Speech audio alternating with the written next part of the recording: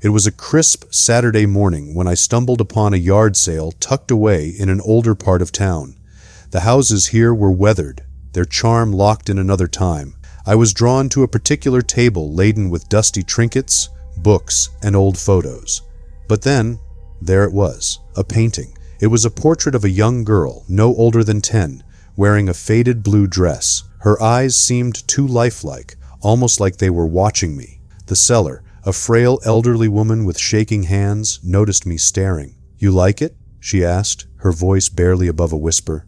"Kind of creepy, isn't it?" I joked, expecting her to laugh, but she didn't. She just stared at me. "It belonged to my granddaughter. She passed away a long time ago." A chill ran down my spine, but something about the painting intrigued me. "How much?" I asked. "Oh, you can have it," she said quickly. "Just take it away." I hesitated, but curiosity got the better of me. I took it home and hung it in my hallway, thinking it might make for a good conversation piece. That night, things started feeling off. I was sitting in my living room when I heard faint whispers. At first I thought it was coming from the TV, but the screen was dark. Then, the sound grew louder, clearer. It was a child's voice. "Mommy? Mommy, where are you?" I froze. My breath caught in my throat. I didn't have children.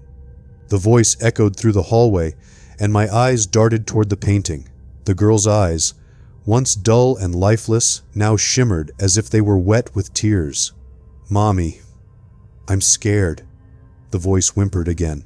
I mustered the courage to walk toward the painting, my heart pounding like a drum. As I got closer, the girl's lips in the painting began to twitch, almost as if she were about to speak. I stumbled backward, gasping, and my foot hit something hard, a small wooden box that I hadn't noticed before. It was old, locked, and covered in intricate carvings.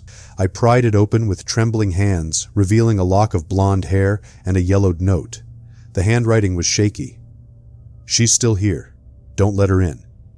I dropped the box in terror, the sound reverberating through the empty house. Suddenly a loud bang came from the hallway, and the lights began flickering. The painting was gone. Panicking, I grabbed my phone to call someone, anyone, but the screen wouldn't light up. Instead, I saw her reflection in the black mirror of my phone, the girl, standing behind me. I whipped around, but the hallway was empty. Just then, a soft giggle echoed from upstairs, and I realized something horrifying. I don't have an upstairs. By morning, the painting was back on the wall, its colors more vibrant than before. The girl's expression had changed. She was smiling now. And the note inside the box? It had vanished, but etched into the wood where the note had been were two chilling words. "Thank you." It was a warm Saturday morning, the perfect day for yard sales.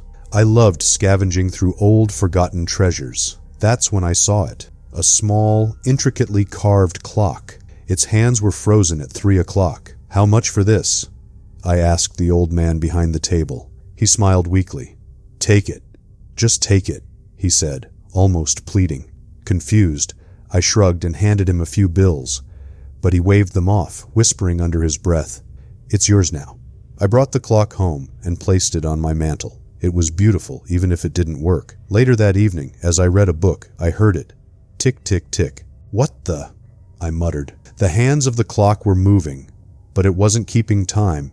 It ticked forward, then back, almost as if it was thinking. At exactly 3 a.m., I was startled awake by a loud dong.